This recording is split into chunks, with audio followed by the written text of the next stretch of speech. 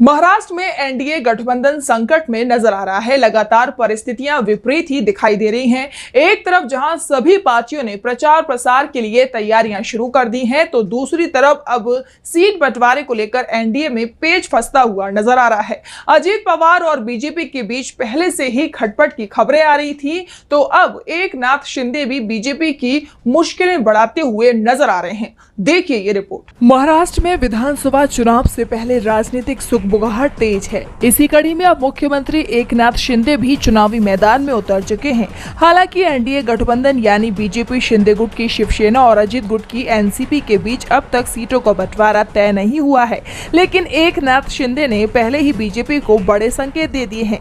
शिंदे ने 113 विधानसभा क्षेत्रों में 40 विधानसभा प्रभारी तथा 93 विधानसभा निरीक्षकों की नियुक्ति कर दी है। इसके साथ ही उन्होंने ये भी साफ कर दिया है कि इस बार के चुनाव में उनकी नजर लगभग 120 सीटों पर है, खासकर मुंबई, कोंकण और मराठावाड़ा की सीटों पर। कहा जाता है कि महाराष्ट्र में मुंबई की 36 विधानसभा सीटें तय करती हैं कि सरकार किसकी बनेगी।